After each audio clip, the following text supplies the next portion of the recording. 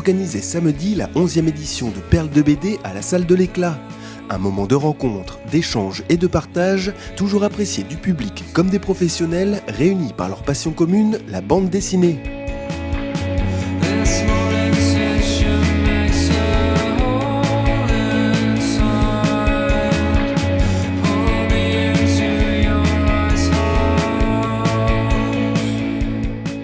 Bonjour, moi c'est Maria Paz, je suis auteure de bande dessinée et là en fait je suis en train d'accompagner un atelier de coloriage, donc une fresque à colorier avec les héros de la bande dessinée. Voilà.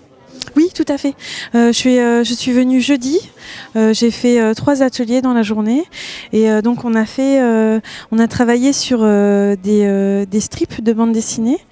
Avec un petit scénario, un petit personnage qui se transforme en un autre personnage après avoir avalé un aliment magique. Et ils sont juste là, exposés. Voilà. C'est un partage que j'adore, un échange à chaque fois très intéressant avec les enfants j'adore ça. Alors moi j'ai fait ma première BD est sortie l'année dernière, c'est Contes et Rock'n'Roll, ce sont les contes de Perrault revisités. Donc à ma sauce et voilà, là je travaille sur d'autres projets de bande dessinée différents au niveau du dessin aussi, avec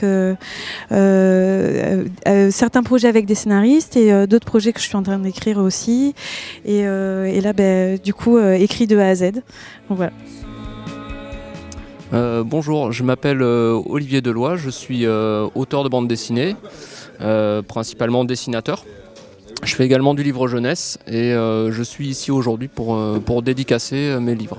Au niveau de l'affiche, j'avais un brief relativement ouvert et assez libre, c'est-à-dire qu'on m'a demandé de faire une affiche qui parlait de lecture et de la donnée ornithologique du Teche. Et donc voilà, j'ai eu cette idée de dessiner un enfant parce que ça correspondait vraiment au public ciblé, je pense, par rapport à ça. Et puis c'est vraiment l'univers de l'enfance que j'aime bien développer. Et avec tous ces oiseaux autour qui sont avides de lecture également. L'idée est venue assez simplement et ça s'est fait plutôt naturellement. L'idée a été acceptée assez rapidement. Pour mon parcours, comme la plupart des gens qui travaillent dans l'univers du livre, surtout les dessinateurs, je suis avant tout un lecteur. J'étais un lecteur enfant, j'ai beaucoup lu, j'ai beaucoup dessiné et comme beaucoup, c'est juste que j'ai jamais arrêté de dessiner. Et sur mon parcours lui-même, j'ai fait des études dans le graphisme, j'ai fait une école de graphisme et j'ai commencé à travailler dans l'univers de la publicité. Et assez rapidement, j'ai tenté, en parallèle, je faisais de l'illustration. Et puis, de fil en aiguille, j'ai eu 1 album de signé, 2 albums de signé. Ça a commencé à marcher. Et je suis venu assez naturellement à la bande dessinée. Depuis une dizaine d'années maintenant, je ne fais que ça et un peu d'enseignement à côté.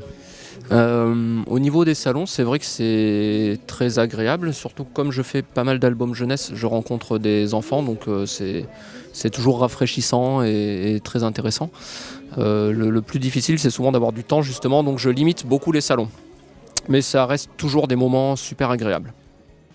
Oui, c'est une manifestation à laquelle on tient beaucoup. D'abord parce qu'elle s'adresse à tous les publics, des plus jeunes aux retraités et aux plus âgés. Et puis elle a toujours beaucoup de succès. Donc on invite des auteurs, à la fois confirmés et puis de jeunes auteurs, et ça on y tient beaucoup.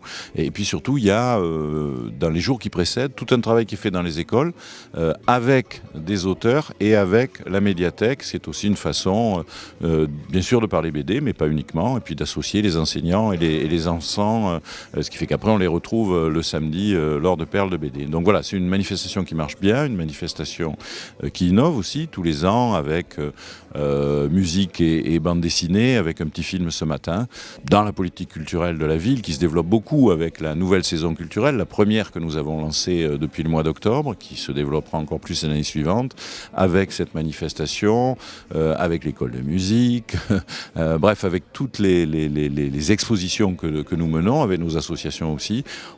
C'est une politique culturelle de plus en plus forte qui se développe au Teche.